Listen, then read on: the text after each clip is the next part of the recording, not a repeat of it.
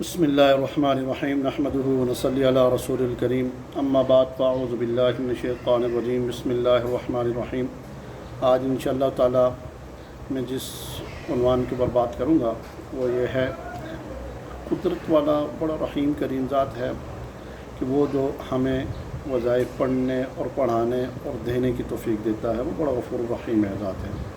تو ہمیں اس سے رابطہ کیسے کرنا چاہیے، کیسا ہونا چاہیے؟ پہلی بات تو اپنے ذہن کے اندر بٹھا لیں کہ ہماری جو سستی ہے نمازوں کے اندر، اس کو دور کرنا چاہیے۔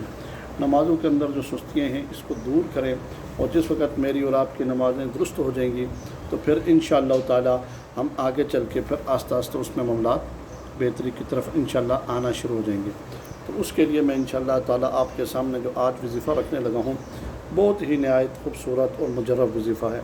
کسی مقصد کے لیے بھی پڑھیں گے، کوئی بھی کام تکمیل نہ پہنچتا ہو، مشکل ہو، پریشانیاں ہوں، تو اس وظیفے کو پڑھنے سے اس کے طریقے 3-4 ہیں، وہ طریقے بھی انشاءاللہ میں بتا دوں گا کہ یہ جو وظیفہ ہے اس کے پڑھنے کے فائدے بہت سارے ہیں، اور اس کے پڑھنے کے طریقہ کار بھی الگ الگ ہیں۔ تو یہ آج میں جو طریقہ بتانے لگا ہوں، اللہ کی مرضی ہر طرح سے باختیار ہو چاہے کر سکتا ہے، تو اس اسم کو روزانہ کی بنیاد پر پڑھے گا۔ دیکھیں، ایک بندہ ہے کہ وہ 1 دن پڑھتا ہے، 2 دن پڑھتا ہے، 3 دن پڑھتا ہے، 4 دن پڑھتا ہے، جب اس کا کام نہیں بنتا تو وہ چھوڑ دیتا ہے۔ ایسی بات نہیں ہے، کیونکہ ایک یاد ذہن میں بٹھائیں کہ کوئی بھی ذکر کریں گے تو وہ ذکر آپ کے جسم کے ساتھ جب تک پورا کنورٹ نہیں ہو جاتا، جب تک اس وظیفے میں وہ چیز نہیں پیدا ہوتی، اور جس وقت وہ آپ کے ساتھ بالکل اٹیچ ہو جاتا ہے تو اس میں پڑھنے میں آسانی ہوتی ہے، اور پھر کام ہونا آسان ہو جاتا ہے۔ شرط یہ ہے کہ جادو اور جنات کا مسئلہ نہ ہو، تعویذات کا مسئلہ نہ ہو، بندش نہ ہو، تو یہ وظیفہ پڑھا جائے۔ باقی جس وقت آپ اس وظیفے کو ترتیب کے ساتھ پڑھیں گے تو اس میں بہت سارے فائدے ہیں۔ فائدے بھی میں آپ کو اگر گنوانا شروع کر دوں تو شاید میری یہ ویڈیو 1 گھنٹہ بھی گزر سکتا ہے، مگر بات میں مختصر کروں گا کہ جو وظیفہ میں بتا رہا ہوں، یا قادر ہو، یا قادر ہو کا مقصد دیکھیں، ہر چیز پہ قادر ہے، اللہ رب العالمین ہر چیز پہ قادر ہے، یہ اس کا نام ہے۔ اس کا نام پڑھنے میں انسان کو فائدہ، دنیاوی بھی فائدہ اور دینی بھی فائدہ ہوتا ہے۔ اور نمازوں کے اندر جو غفلت کرتے ہیں میرے بہن یا بھائی، وہ اپنی غفلت کو چھوڑ کر، غفلتوں سے اٹھ کر، اپنے اوپر سے غفلت کی چادر کو اٹھا کر پھر اللہ کی طرف رجحان رکھیں، اللہ کی طرف اپنا تعلق رکھیں۔ جس وقت اللہ کے طرف آپ کا تعلق مضبوط بن جائے گا، تعلق جب مضبوط ہوگا تو پھر کوئی بھی معاملہ، کوئی بھی وظیفہ آپ کریں گے، جب پڑھنا چاہیں گے تو انشاءاللہ تعالی وہ آسانی بھی ہوگی اور مسئلے بھی حل ہوں گے۔ تو اس بات کے اوپر آپ پوری ذہن اور دماغ میں بٹھا لیں کہ وظیفہ کرنے سے پہلے اچھی طرح وضو کریں، پاک صاف کپڑے پہنیں، خوشبو لگا لیں تو بہتر ہے۔ خوشبو لگانے سے وظائف میں طاقت آتی ہے، اللہ کا رجحان بڑھتا ہے۔ جس وقت انسان اہتمام کے ساتھ کوئی بھی ذکر کرتا ہے تو اس میں فائدہ جلدی ہونا شروع ہو جاتا ہے اور زیادہ ہوتا ہے۔ اور اس میں پڑھنے کا طریقہ جو ہے 500 مرتبہ اول آخر 11 مرتبہ درود شریف پڑھیں گے۔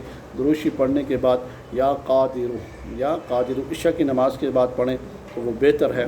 اگر کسی کو کوئی پریشانی ہے، مثلا آج کل کے جس رہتا رزق کی پریشانی، اس کے لیے میں نے کافی سارے وظائف بھی بتائے ہیں، اور اس کے لیے جو معاملات بتائیں وہ بھی کرے، یہ وظیفہ بھی کرے گا، اور اس کے ساتھ ان اللہ علی کل شیء قدیر بھی پڑھے۔ یہ 2 وظیفے ہو گئے۔ ان اللہ علی کل شیء قدیر جو آپ نے پڑھنا ہے اس کو 313 مرتبہ پڑھنا ہے، وہ روزانہ پڑھنا ہے۔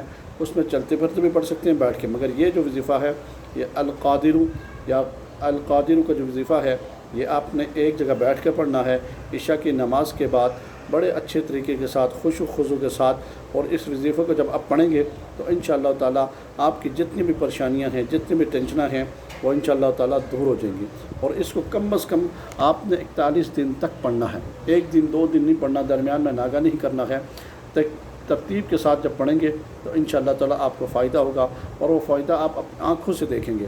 اگر کوئی کسی کو بیمار ہے، اس کو پانی کے اوپر دم کر کے پلائیں، اس میں بھی فائدہ ہے۔ اور دوسری بات یہ ہے کہ وظیفہ کرنے والا جائز مقصد کے لیے کیا جائے، ہر مقصد کے لیے پڑھ سکتے ہیں۔ کوئی بھی کسی طرح کام، کوئی مسئلہ ہو، پریشانی ہو، تو وہ اس وظیفے کو پڑھ سکتا ہے، میری اجازت ہے۔ انشاءاللہ تعالی آپ اس مقصد کے لیے، جس مقصد کے لیے پڑھیں گے اس کی نیت کرنا شرط ہے۔ کہ مثلا ایک بندہ ہے، کوئی کسی کو پریشان کر رہا ہے، اگر وہ پریشان کرنے والا بار بار ناجائز پریشانی دے رہا ہے तो ये वजीफ़ा उस मकसद के लिए भी पढ़ेंगे तो इंशाअल्लाह ताला आपको फ़ायदा होगा। पढ़ने का तरीका मैंने आपको बता दिया, इस तरतीब के साथ पढ़ें। बाकी जो तरतीबें इंशाअल्लाह ताला इसकी 2-3 और हैं वो भी मैं आपको साथ साथ बताऊँगा। और क्या करना है कि पहले उसकी इशा की नमाज़ की पढ़नी है, इशा की नमाज़ के बाद बावुज़ू होकर खुशबू लगा कर अगर लगा लें तो बेहतर है, अगर मैसर हो तो ठीक है, नहीं तो ठीक है उसके बगैर भी पढ़ सकते हैं। 11 मरतबा दुरूद शरीफ, फिर उसके बाद अल क़ादिरु या क़ादिरु भी पढ़ सकते हैं, अव्वल आहर 11 मरतबा दुरूद शरीफ।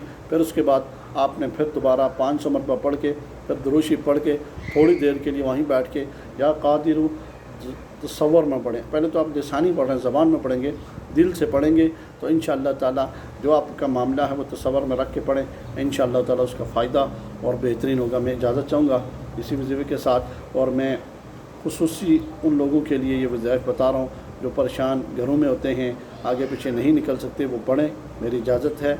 और साथ साथ मेरे इस चैनल को सब्सक्राइब भी करें और लाइक भी और शेयर ज़रूर करें। अस्सलामु अलैकुम।